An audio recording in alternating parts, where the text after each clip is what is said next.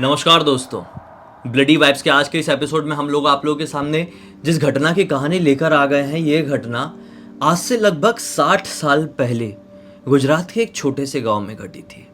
कुछ इस कदर से घटी थी ना कि आज तक उस गांव में उस घटना की कहानी सुनाई जाती है।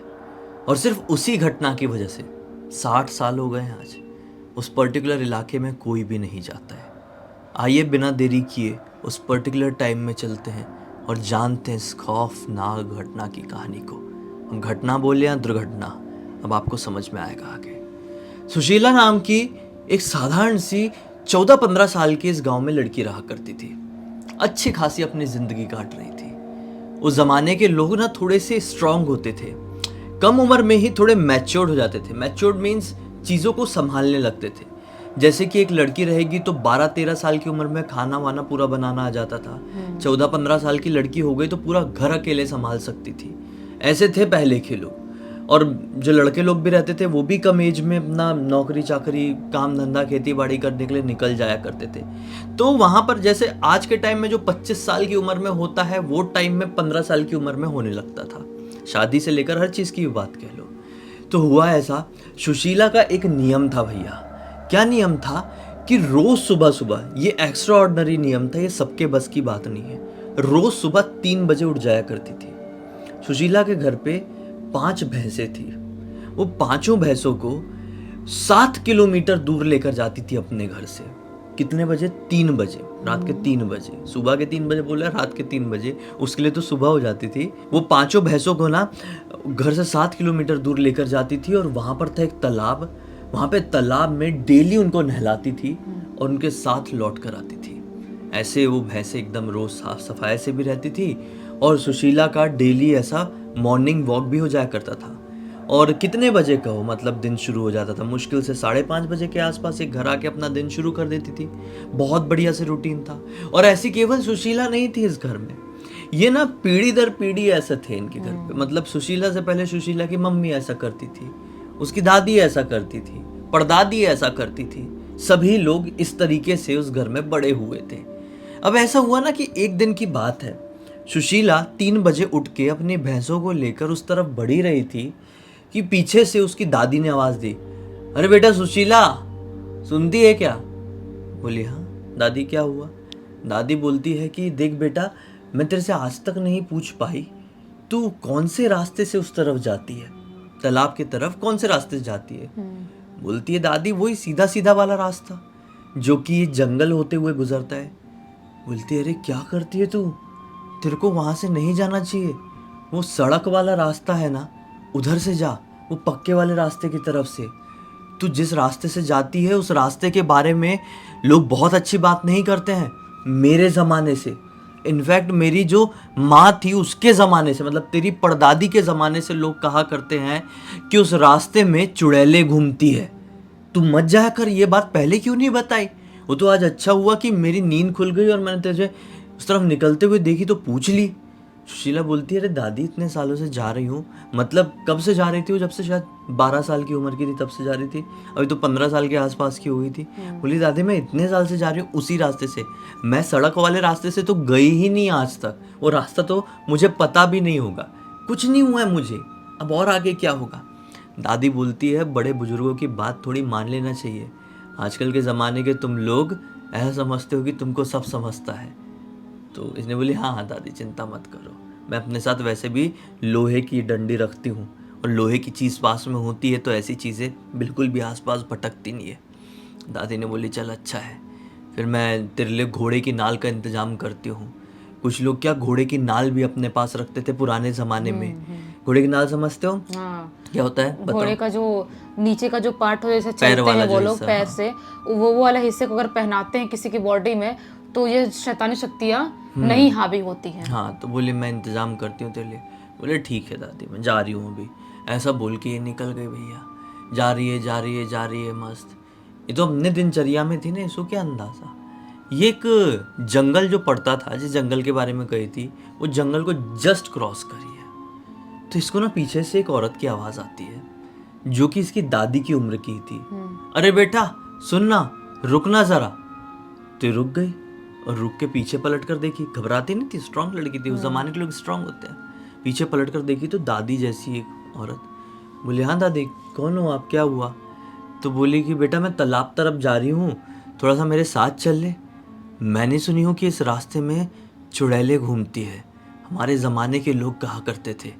अकेले जाने में थोड़ा डर लग रहा है, तुझे देखकर ऐसा लग रहा है कि तू यहाँ से आती जाती रहती है। सुशीला बोलती हाँ हाँ, मेरी दादी ने भी आज ऐसी ही बात कही थी, चलो कोई बात नहीं, हम साथ साथ में चल लेते हैं। वो औरत सुशीला के साथ साथ चलने लगी। सुशीला औरत से पूछती है कि आप यहाँ पर इतने बजे क्यों हो? तो ये औरत बोलती है कि तू भी तो इतने बजे यहाँ पर ऐसे जा रही है। सुशीला बोलती है मेरा तो रोज़ का है। तो दादी बोलती है तो मेरा भी रोज़ का है, मैं भी रोज़ यहाँ पर घूमती फिरती रहती हूँ। सुशीला बड़ी हैरानगी के साथ बोलती है कि अगर आप रोज़ यहाँ पर घूमती फिरती हो तो मुझे आज तक दिखाई क्यों नहीं दी? ये बोलती है कि नहीं बेटा, कई बार मैंने तुझे देखी हूँ जाते आते, लेकिन तूने कभी मुझे नोटिस नहीं किया। सुशीला मन ही मन सोचने लगी कि बड़ी अजीब औरत है यार, अगर ये रोज़ यहाँ पर रहती है तो रहकर करती क्या है, और फिर भी अगर रहती है तो मुझे दिखाई क्यों नहीं दी। छोड़ो। सुशीला अपना गुनगुनाते हुए आगे की तरफ बढ़ने लगी, यही पीछे पीछे चल रही है। थोड़ी देर बाद आ गया तालाब। तालाब में अपनी भैंसों को लेकर गई। ज़्यादा स्टार्टिंग में गहरा नहीं था तो ये भी भैंसों के साथ चली जाती थी, तालाब में उतर जाती थी और मस्त से नहलाने लगी। नहलाते आज ना ठंड बहुत ज़्यादा थी, ये ठंड के मौसम की बात है। बहुत ज़्यादा ठंड, इस वजह से बहुत ही ज़्यादा फॉग था। तालाब में उतरने के बाद इतना ज़्यादा फॉग था कि जहाँ पर ये उतरी ना, वहाँ से मुश्किल से 5 फीट की दूरी तक दिखाई दे रहा होगा, कुछ भी दिखाई दे रहा होगा। तो उसके बाद तो ऐसा लग रहा था कि पूरी दुनिया कोहरे में ढकी हुई है। पीछे तरफ भी ऐसे ही सीन था, 5 फीट की दूरी तक कुछ दिखाई दे रहा है, यानी 5 फीट के ही डायमीटर में सब कुछ दिख रहा है, बाकी पूरा अंधकार और फॉग फॉग फॉग फॉग। ठीक है, ये फिर भी अपनी भैंसों को नहलाने लगी, नहला रही। 1 को हो गया, 2 को हो गया, 3 को हो गया, चौथे को जब नहला रही थी, अचानक से पीछे से आवाज आती है, सुशीला। ये घबरा गई। ये आवाज पीछे से थी कि आगे से थी ये तो क्लियर समझ में नहीं आया, लेकिन हल्का सा महसूस हुआ कि पीछे से वो आवाज थी। पीछे वो औरत इसके साथ खड़ी हुई थी।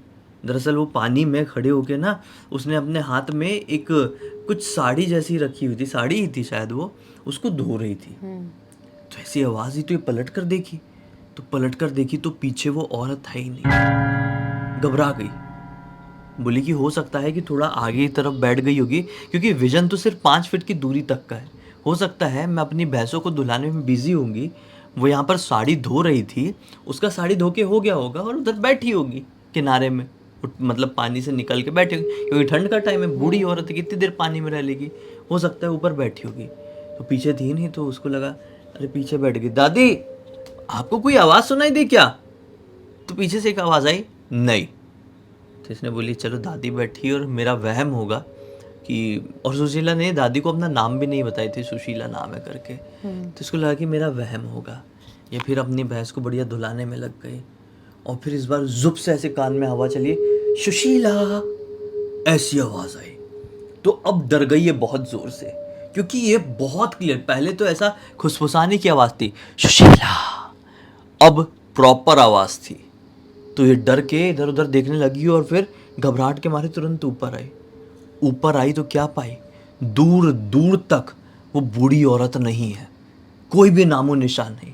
वो बूढ़ी औरत ना ज़्यादा उम्र की थी, इसलिए वो थोड़ी धीरे धीरे भी चल रही थी, हल्की लंगड़ा भी रही थी। तो इतना जल्दी उसका गायब हो जाना पॉसिबल नहीं था, क्योंकि जो पहली बार आवाज़ आई थी उसने पूछी दादी कोई आवाज़ आई क्या, तो उस समय जब मतलब उसने बोली थी नहीं मुझे कोई आवाज़ नहीं आई, तो उसके जस्ट 2 मिनट बाद की बात है। और तालाब से ऊपर निकलकर ये पूरा खुला मैदान जैसा खुला इलाका था, वहाँ पर वो औरत दिखाई नहीं दी। तो ऊपर आके दादी दादी ऐसा चिल्लाने लगी। ये 3-4 बार चिल्लाई ही है कि उसको बड़ी वियर्ड सी हंसने की आवाज़ सुनाई दी।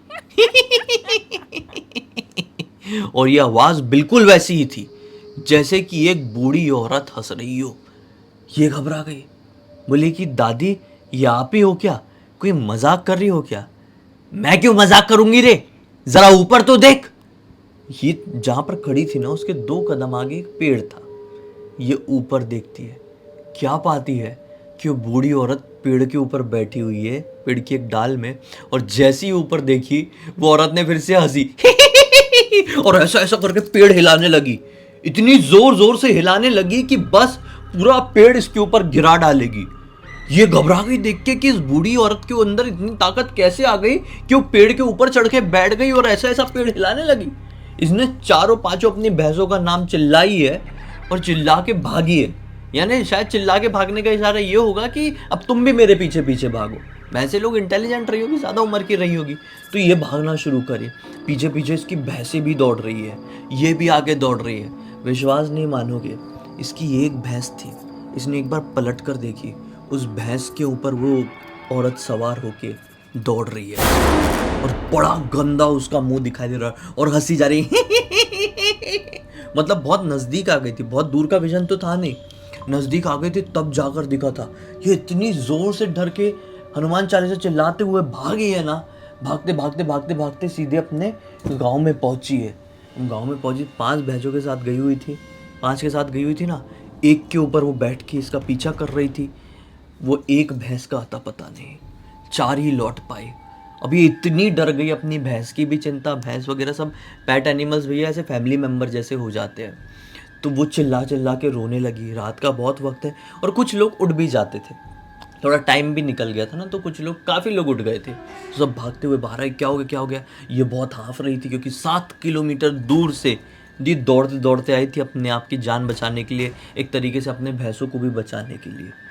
तो सब लोग आ गए, क्या हो गया सुशीला, क्या हो गया, ऐसा क्यों रो रही है। तो इसने पूरी बात बताई।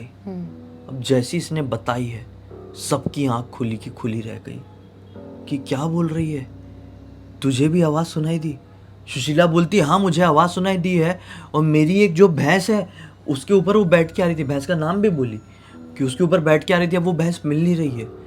तो जितने भी लोग थे सब घबरा गए। इतने में दादी आ गया इसकी। दादी बोलती है कि बेटा मैंने तुझे बोली थी, जो मैं नहीं चाहती थी वही आज हो गया है। बेटा बात यह है, तेरे निकलने के टाइम मैंने तुझे बोली नहीं थी, वरना बोल दी होती तो ज़्यादा डर जाती, लेकिन पूरी बात अब बताती हूँ। मेरी सास के टाइम पे, दादी बोल रही है, यानी तेरी परदादी के टाइम पे, वो जो जंगल वाला रास्ता है ना, वहाँ पे कुछ घर हुआ करते थे, एक छोटा सा गांव था, वहाँ के लोग अच्छी खासी ज़िंदगी अपनी काट रहे थे। एक दिन की बात है, वहाँ के लोगों ने क्या नोटिस किया कि उस गांव का जो सबसे आखिरी वाला घर है, वहाँ पे एक माँ बेटी रहती है। माँ की उम्र रही होगी यही कोई 60-65 साल की, और बेटी की उम्र रही होगी यही कोई 40-45 साल के आसपास की। वो दोनों औरतें ना काला जादू करती हैं, दोनों औरतें डायन हैं, और रोज़ रोज़ वो किसी कबूतर का या किसी पक्षी की वो कर देती है, मतलब भेंट चढ़ाती है वो, जिसकी भी वो पूजा करती, जिस शैतान की भी करती है।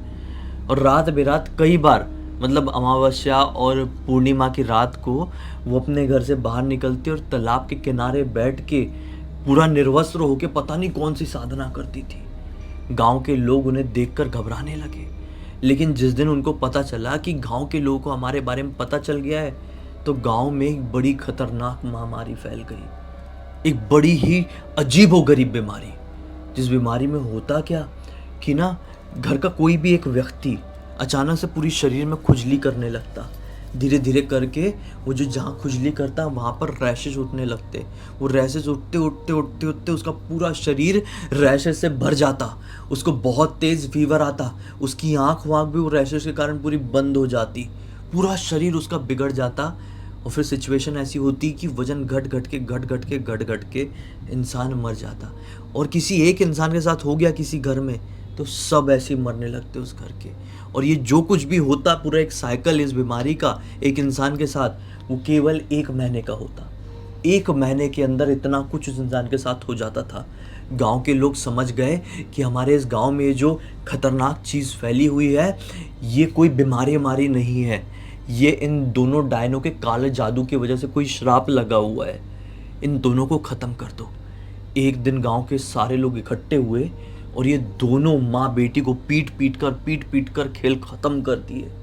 उनके ख़त्म होने के बाद भी ये चीज़ नहीं रुकी, क्योंकि वो चिल्ला चिल्ला के बोली थी कि हमको खत्म करके क्या कर लोगे, ये पूरा गांव खत्म हो जाएगा, सब कुछ खत्म हो जाएगा, कुछ नहीं बचेगा। ऐसे चिल्ला चिल्ला के वो मरी थी। और लिटरली उनके मरने के मुश्किल से 3 महीने के अंदर, छोटा सा तो गांव था, गिने चुने परिवार थे, पूरा गांव खत्म हो गया। वहाँ पर जाकर बसने की किसी की हिम्मत नहीं हो पाई। आज भी अपने गांव में कुछ लोग हैं जिनकी ज़मीनें उस इलाके में है, लेकिन कोई क्या कर लेगा, वहाँ कोई हाथ लगाने को नहीं सोचता है। बस बेटा, तब से लेकर आज तक उस रास्ते से रात बिरात कोई नहीं गुजरता। और तू क्यों गुजरती थी? मैंने तुझसे पूछी थी, तूने बोली इतने सालों से जा रही हो। वो तेरी किस्मत थी बेटा, इतने सालों से तेरे साथ कुछ हुआ नहीं, लेकिन आज हो गया। और आज हमारी एक भैंसिया भी, उसके साथ पता नहीं क्या हुआ होगा। इतने में दूर से चिल्लाने की आवाज़ आई, जैसे गाय चिल्लाती भैं भैं करके, गाय भैंस चिल्लाती है। और ये लोग सब गांव वाले पलट कर देखे तो दौड़ दौड़ के आ रही थी। तो सबकी जान में जान है। उसको थोड़ा जख्म लगा हुआ था पीठ में, ऐसा लगा था किसी ने कुछ नाखून नाखून मारा है। बाकी गांव में वैद्य थे, उनके उपचार से कुछ दिन बाद ठीक हो गई। उसके बाद सुशीला ने कसम खा ली कि मैं उस रास्ते से नहीं जाऊंगी। इनफैक्ट उसने तो अपना रूटीन भी चेंज कर ली। अब वो 3 बजे ना उठकर वो 4 बजे उठती, ब्रह्म मुहूर्त लगता। उसके बाद वो अपनी भैंसों को लेकर वहाँ पर निकलती और वो मेन सड़क वाले रास्ते से ही जाती। इस घटना का असर इस गांव में कुछ इस कदर से हुआ कि आज तक वहाँ पर कोई नहीं जाता है। वो रास्ता पूरा बॉयकॉट, अब वो रास्ता भी नहीं बचा। उस ज़माने वो रास्ता भी था, अब पूरा चट्टानों वट्टानों से उस जगह को बंद कर दिया गया है। जगह खोद दी गई है कि कोई गलती से भी ना चले जाए। अब वो रास्ता रहा ही नहीं है, पूरा क्लोज्ड हो चुका है, आइसोलेटेड पार्ट हो गया है वो उस जगह का। इस पूरी घटना की जानकारी हमें किसी और ने नहीं, बल्कि दिव्यांश नाम के लड़के ने लिख भेजा, जो कि इस गांव के ही पास के एक टाउन से बिलोंग करता है। उसने सोचा कि ये कहानी सबको पता चलेगी तो एक अनोखी जानकारी और एक अलग ही मनोरंजन सबको प्राप्त होगा, इसलिए हमको लिख भेजा और हमने आपके सामने इसलिए कहानी लेकर आए। इसी बात पे अब तक इस वीडियो को देख लिए हैं तो लाइक ज़रूर कर देना, चैनल को सब्सक्राइब करके बेल आइकन दबा के ऑल के ऑप्शन में क्लिक करना, क्योंकि इसी तरह के हैरान कर देने वाले खौफनाक वीडियोस डेली आप लोगों के सामने लेके आते रहते हैं। इंस्टाग्राम के लिंक इस वीडियो के डिस्क्रिप्शन बॉक्स में मिल जाए, क्लिक करके डायरेक्टली वहाँ पर पहुँच जाना। और इसी तरह की कोई भी कहानी, टॉपिक या जानकारी आप लोग के पास भी तो लिख भेजना। हो सकता है हमारा अगला वीडियो कल आपके हिसाब से ही बन रहा हो। तो चलिए कल फिर से मिलते हैं, तब तक के लिए बहुत बहुत धन्यवाद। आपका दिन शुभ हो।